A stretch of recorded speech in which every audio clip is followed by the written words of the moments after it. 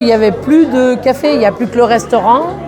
C'est une association qui est plutôt bonne pour le village, ça fait l'animation, qui coûte rien à la commune. Mon père avait un bistrot, donc j'ai un peu ça dans le sang. De la métropole au Mont du Lyonnais, en passant par les vallons du Lyonnais, vous êtes nombreux, chacun dans votre domaine, à agir pour faire vivre notre territoire. Zoom sur ces citoyens qui font la circo. Ce vendredi à Duerne, c'est soirée crêpes. Aménagé en plein centre-bourg, le nouveau bar associatif La Pause Duernoise fait le plein. Derrière les fourneaux, les bénévoles mettent la main à la pâte. Notre chef piston, il est là. Dans la salle, monsieur le maire est de la partie. Et ça fait vivre et ça fait l'animation, donc c'est toujours intéressant. Ouais. Tout a commencé l'année dernière avec une simple idée, une idée géniale, lancée par une poignée de Duernois dynamiques et motivés. Parce qu'il n'y avait plus de café, il n'y a plus que le restaurant. Et puis il y a un bar qui a fermé parce que le monsieur est décédé. Et donc on a dit ça serait bien qu'après la messe on puisse boire un café. On arrive à se connaître quand on est aux écoles. Mais comme moi qui n'ai plus d'enfants aux écoles... Mon père avait un bistrot, donc j'ai un peu ça dans le sang. Alors j'étais content d'aider à ce projet parce que c'est un projet qui me tenait à cœur.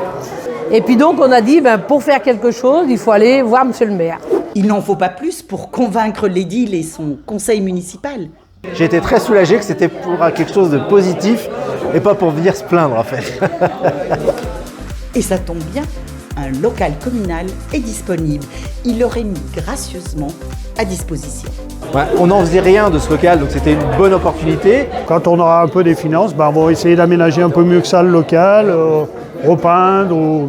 Monsieur le maire n'aime pas le vert, donc on va essayer de lui mettre une autre couleur. Pour l'instant, il supporte, mais difficilement. Je ferme les yeux. Attablé en bonne compagnie, Jean-Marc Venet se souvient. C'est notre ancien établissement. Dans le temps, on rentrait les bus, maintenant, on boit des canons. Ici, il y avait de quoi de réparer les caves. Il y avait une fosse. Et nous, on logeait avec mon frère aîné à l'étage. On est resté 25 ans en face de l'église. D'écart, il y a des décennies, au bar, aujourd'hui, une seule lettre change, mais elle fait toute la différence. Et là, c'est souvent que le soir, quand ça arrive 19h, 19h30, on a des équipes de jeunes qui viennent manger et puis boire un coup. C'est encourageant, quoi.